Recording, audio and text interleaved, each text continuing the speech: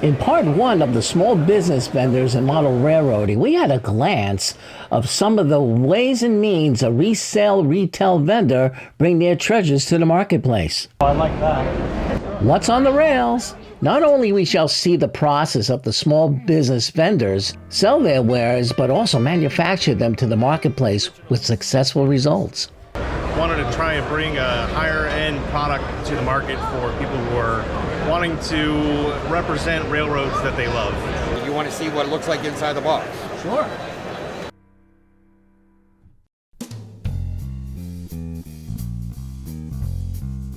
Hobby has never had more interest. I mean, just look around the shelf. You can barely see the floor. And I always like the signals and other accessories, and just wanted to find a simple way to make things happen on the train layout. So here we are in the 21st century and still working on it.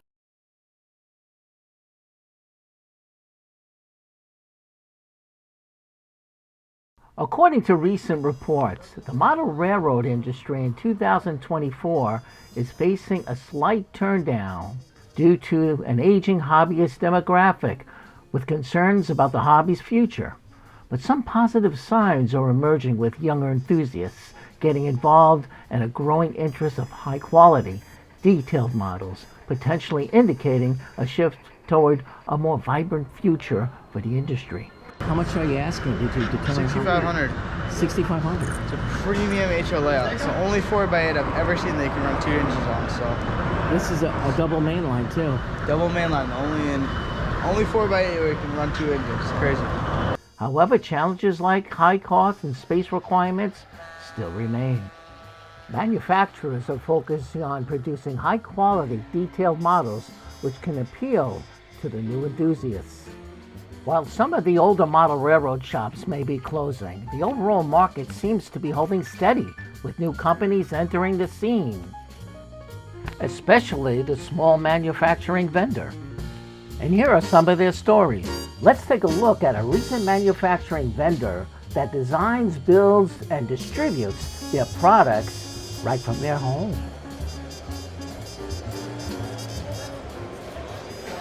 Yeah, hi, my name is Mike. I am the owner and operator of Bespoke Rail with my wife Emily and my parents. We started about 3 years ago and wanted to try and bring a higher end product to the market for people who are wanting to represent railroads that they love.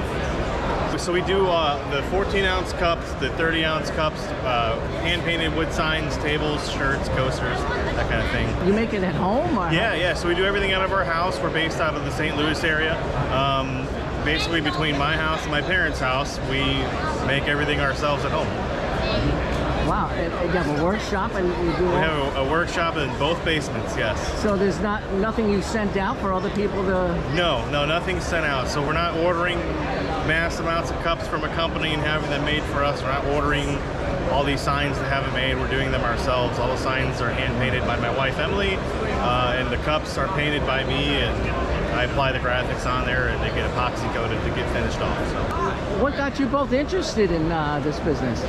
Well, Michael's been a model railroader for a while, kind of his passion project. He just decided that he wanted something that was kind of higher quality, and this is kind of where we went with it. It's just something that he's passionate about the heritage lines. Wanted to kind of share that passion with the community, and here we are. Wow. You mentioned that since COVID, you feel that there's been a surge of folks like you to... Yeah, I think there's, ever since like 2019, 2020, a lot of people are kind of figuring out they want to do their own thing and work for themselves more than having to work for somebody. And that's, you've seen a lot of small companies come up in the last 3 years like us. And it's not a bad thing at all, I mean, buy small, buy local. Do you have another job to make I do right now, yeah. I have a full-time job outside of this, and so does my wife. And we do that to kind of help supplement the income on what we make off of this until we can hopefully do this full-time. But, can't do that without the support of our customers and our loyal followers and whatnot, which we greatly appreciate everybody and the amount of support and love and kindness that we've been given over the last 3 years as we started. So, How many years did you start this? March of 21 is when we launched. Wow, so it's relatively new. It is relatively new, yeah. How's it going? Is it improving? Are you We're seeing increases year over year. So hopefully, as we can get to more shows and we can do more grassroots marketing in communities, because I know there's not a lot of people on Facebook and on Instagram where we do most of our stuff. So you sell online? Yes, we sell online mostly, yeah. And do you have a special website? Yeah, it's just bespokerail.com. Meet Brian Bousset of Eastern Seaboard Models. Business is good. Having a good show today. And yesterday. Excellent. What do you got new this year?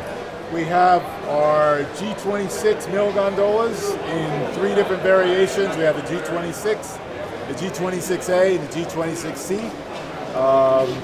Those came out late last year, and a lot of people have seen them for the first time at this show. So they've proven to be popular, which is a good thing. What do you regard yourself as, a manufacturer or Small manufacturer, yeah. I would say so. I mean, I guess technically that's not true, but because we contract out, but so does everybody else, right? So I guess in the general sense, we're a manufacturer. And you also retail from where you're at? No, we sell to dealers, and we do direct sales online, but we don't have a retail outlet. So here's my question. What are the possibilities bringing back those bang-on-a-stick products? Oh, they'll be back. They'll be back, yeah. They I totally missed the boat on it. No. Oh, really? Oh, that's terrible. No, they'll be back. Well, I messed up. I procrastinated, and this is what happens when you have these kind of quality trains, you know, this kind of model, you know, you get them when you see it. That's true. So it's a lesson learned. That's true. We're definitely going to be doing more of the state of Maine on the PC and F variation. And then as far as Magor is concerned, I don't know when that version will be. The 1950 car will be released again. It will be. It's just not on the schedule at this time. A lesson to remember. Do not underestimate the fear of loss. I don't see anybody selling these beauties anytime soon. Besides small business vendors getting support by collaborating with friends and family, it happens to be very common for model railroad vendors to collaborate with other vendors and even with big manufacturers. Welcome to Home Shops. Tell us what your business is.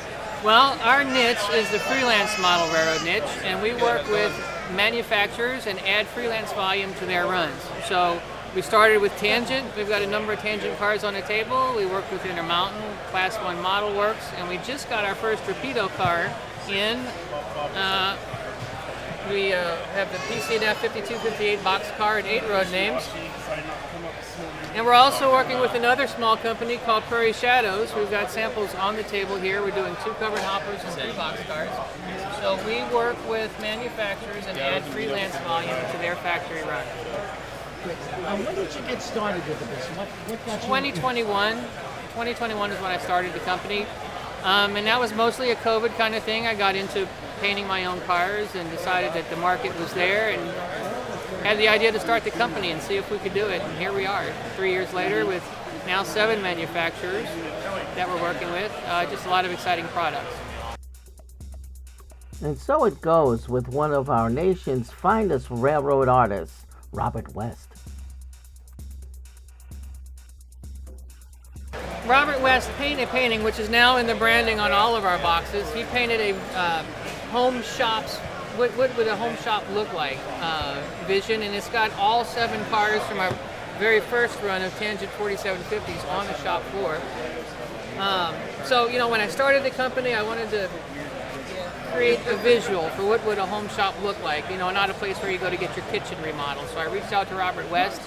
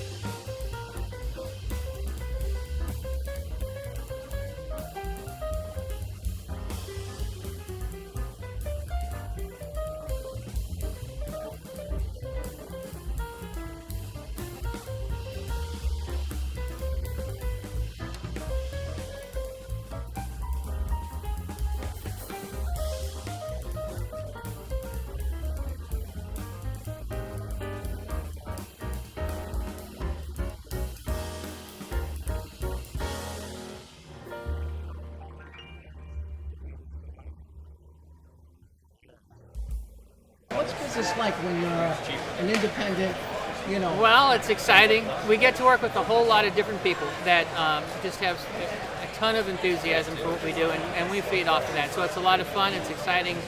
A little nerve-wracking at times, but it's fun. Are you looking to transport your trains for a road trip? Well, then check this out. It's the hler train box. It's presented by Microscale Models. This is all new engineering, all new box. Holds 96 40-foot cars, 48 passenger cars.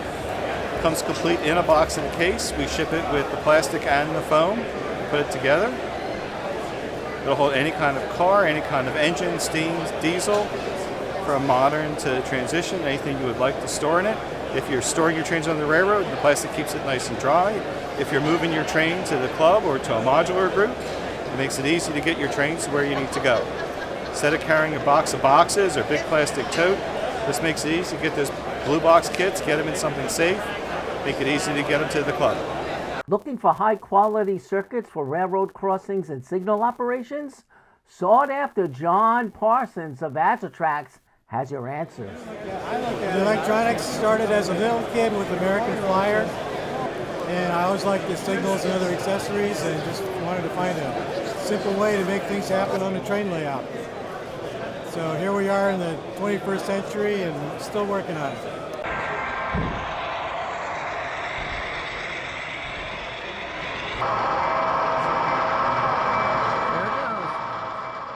One of John's many clients is none other than the Dry Hair Model Railroad Club. So there's sensors that go alongside the track. They use infrared lights, so they work in any room lighting environment. They're not connected to the rails, so it does not care what kind of track power you have. But they hook up to the signals, and when they see the train go by, the signals operate. And you can configure them for grade crossings, trackside block signals, and they work pretty much like the real ones do. As soon as he clears, you'll see holes that are like in between the rails, and there's these photo detection sensors that when the train goes over it, the shadow triggers the signal, and it'll drop. If you look there, you can see them. They almost look like little potholes or something. That's right where the sensors are located, right at the signal bridge. And that's basically how the signal system functions. And it generally is reliable enough that it'll protect the train, the rear of the train, after the train goes by and passes that signal. It will knock it down to a stop signal or a stop and proceed. And then eventually, as the train clears the next block, you can see now you got to approach now. As the train keeps, if it does keep going, it'll eventually upgrade the signal. If not, then we know that right now it's on yellow. Yeah, so we know the next signal is red then, so we'll act on that.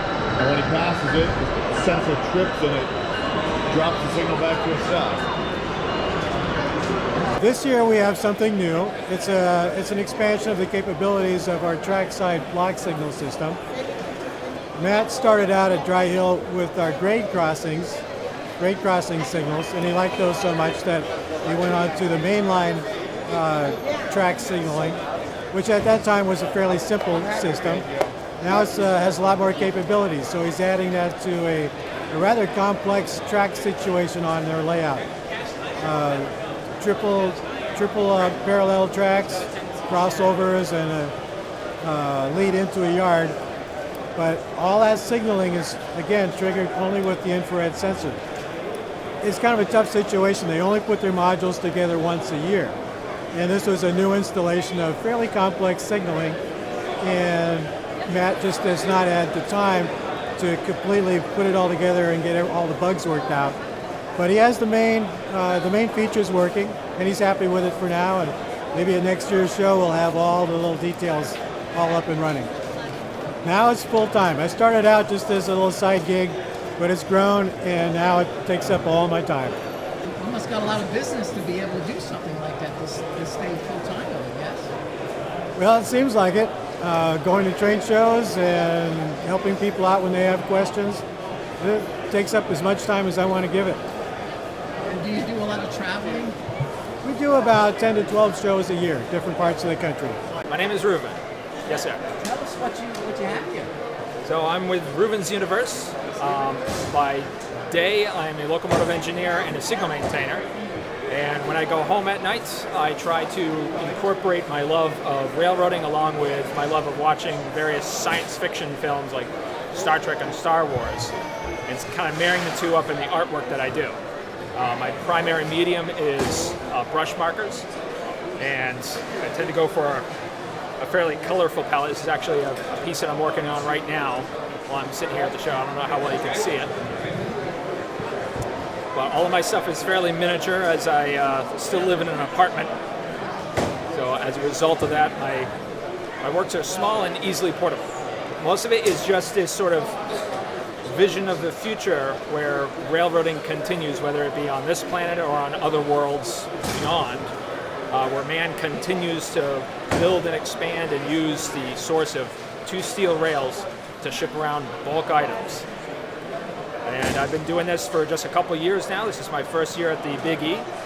I've been enjoying it so far, and I've come to find out that a lot of people who like trains also have something to do with either Star Trek or Star Wars or some sort of love of sci-fi as well. So this one here, I originally had an image of the Cartier Railway up in Quebec, Canada. And they were an iron ore operation, still going today.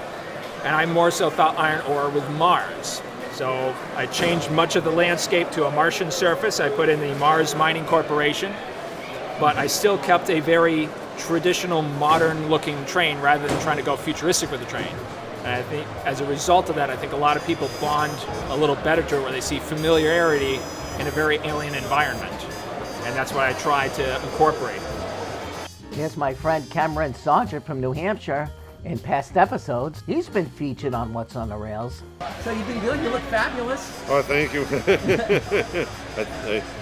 Ruben was raving about you. Oh, he does fine work too. He does his work in color, unlike my work, which is all in black and white. But no, he adds a lot of depth to his artwork. I use these brush markers, which are these very nice fine tip markers as such. I find this medium to be very durable, very mess friendly.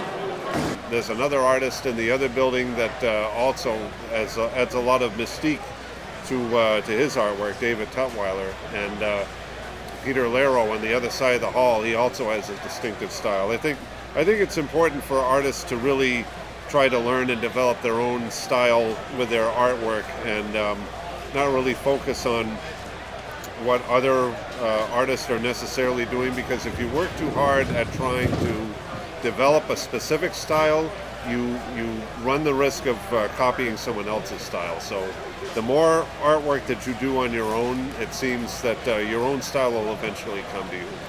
And that's certainly what I found with my own artwork. I've certainly been inspired by some artists like Arch McDonald and Howard Fogg, to name a couple, but I didn't really imitate their style. I took it as a springboard and sort of developed my own over time. In the model railroading marketplace, we have met some of the newcomers doing their small business ventures and striving for success. Now, as far as longevity, I also met and spoke to vendors that have been in this hobby business for over 20 or so years, such as the folks at Custom Pin Service. Well, he got started because back in the 70s when they were having the World's Fair down in Texas, I believe it was the 4449 SP in Portland, Oregon, asked him to make t-shirts. And so he made t-shirts and went on the trip. And then eventually somebody asked him if he could do pins, and he started doing pins. And he's been in business now for 38 or 39 years. 39 years, wow. We do custom non-railroad and railroad pins. Also have a line of streetcars. For custom pins, they send us the artwork. We send it to our factory that we work with, and they do the design, send it back to us for our approval, and we have them manufactured and then send them off to whoever ordered them. For our railroad pins, he does the design work to make them right, correct, and same process. We send the artwork off to our manufacturer and they produce it for us. It's definitely want that dashing Dan. That's a bigger one than I have on my hat. This is a bigger one. Oh, I like that.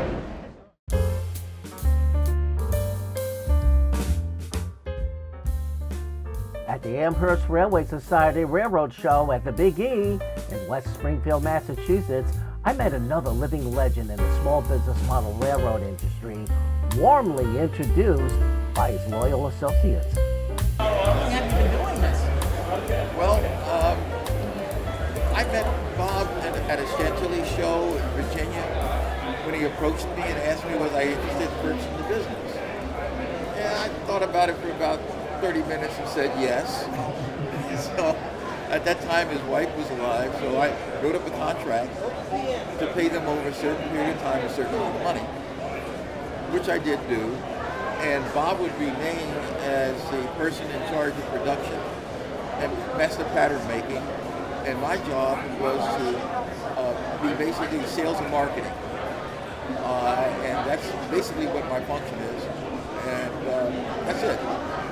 I met Bob probably about 15 years ago at one of the local shows, him and his wife. And when I first saw the models, I was so intimidated that I thought I'd never be able to build the stuff.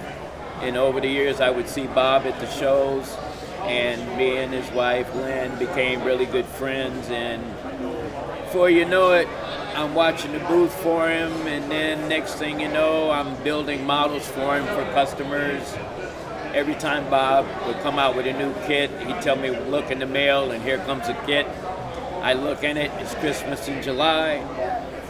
And a couple of years later, I find out that we were at N-Scale Convention, and that's when Skip was purchasing the company. And Bob told him he needed to hire me, which he did. So what I do is I manage sales. We go to all of the shows. I also help Bob building kits.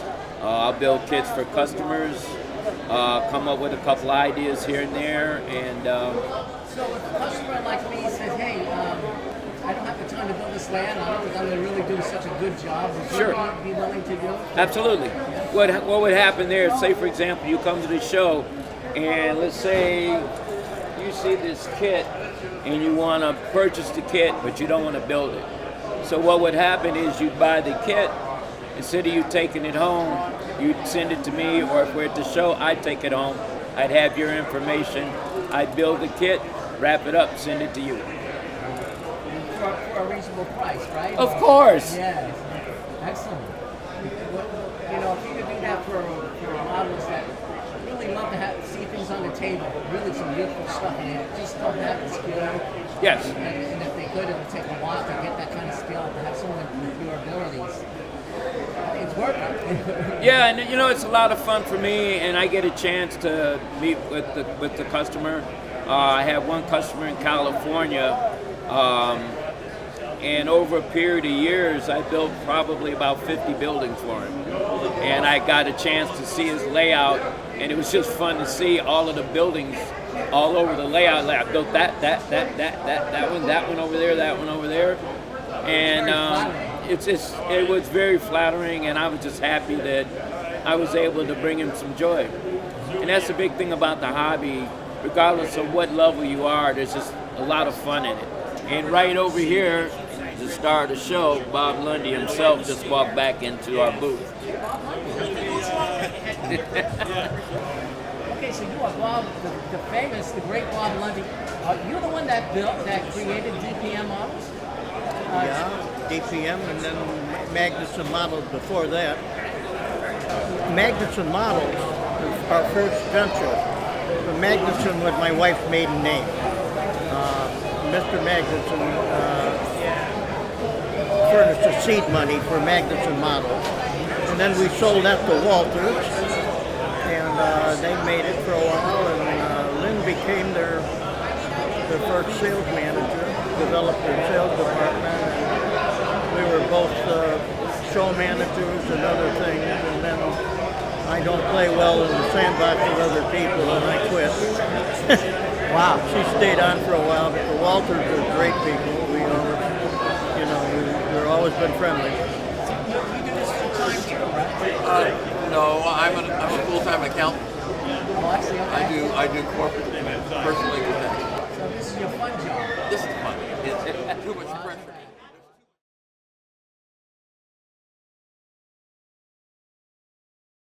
So your name is? Jeff Adam. Jeff Adams, okay. Adam, no S. Adam, okay.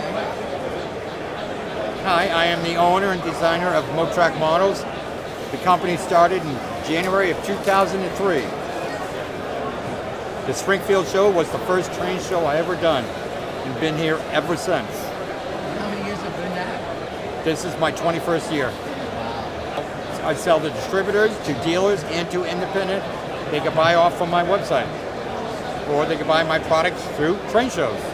I do about 15 train shows a year. This is my full-time job. I used to work in the corporate world, but in 2009, when the economy tanked, I got laid off from Johnson & Throws. And I've been doing this full-time ever since. So Jeff Adam and I were both part of the South Shore Model Railroad Club in Hingham, Massachusetts. We met at a train club. We were both members at the South Shore Model Railroad Club in Hingham, Massachusetts. Decades ago. And we both started about the same time. And after the club, we go out for pizza or something, then we would go to his house. And after we played with trains, I would go to his house, help him pack up kits. Or he used to come to my house like at midnight and help me pack up. And then we would go to his house and go down in the basement. He had resin carloads he was doing at the time. I started the company making freight carloads. I don't do those anymore. I do structure kits now. And he had like 2 or 3 of them. We would pack them up, and when we were done, then we would go to my house. I only had one kit. We'd put the pieces out on my kitchen table, and we would pack up the one kit that I had. So we've known each other since we were both starting, and we used to help each other pack each other's kits. And it's still that way. We still do a lot of work together. So. But yeah, so we've known each other for 20 plus years. I don't know how to say what's good. I mean, both my wife and I still have real full-time jobs, so I don't know what's, it's a hobby. We just like to look big. When I do this as a hobby in our spare time, this is the biggest setup we have at a show, but we both have full-time jobs, so it's not a major source of income. It's hobby money. I can go to McDonald's, but I can't go out for steak yet.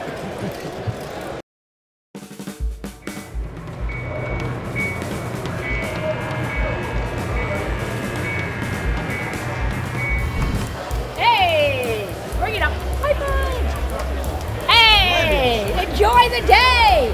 Choo, choo, choo, choo. Hey, hey, hey, hey.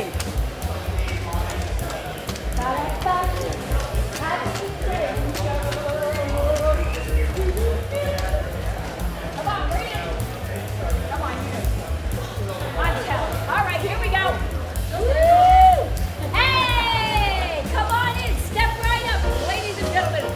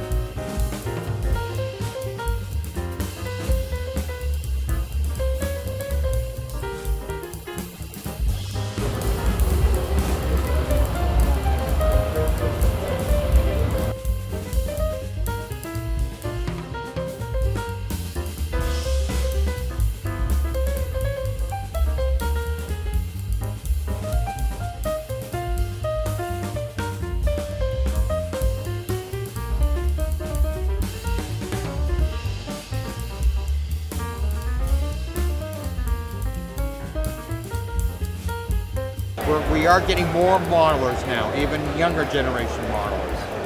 So we're seeing an increase in modeling. That's what we want.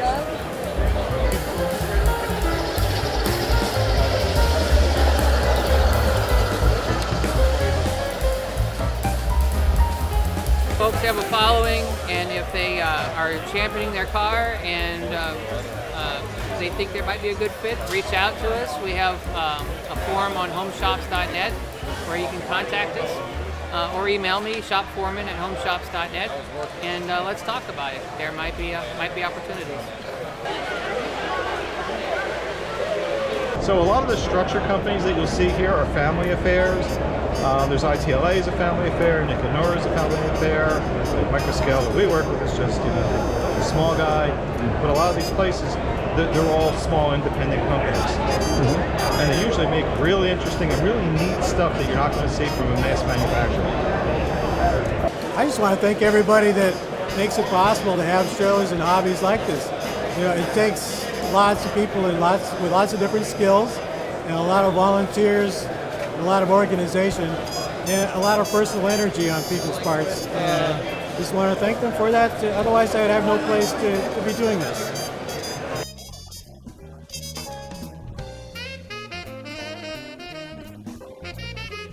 The hobby has never had more interest. I mean, just look around the show. You can barely see the floor. And, you know, with this latest Rapido run, we have brought our 42nd freelance road name into production. So that's just the tip of the iceberg of the folks that are interested enough in the hobby to create their own concepts.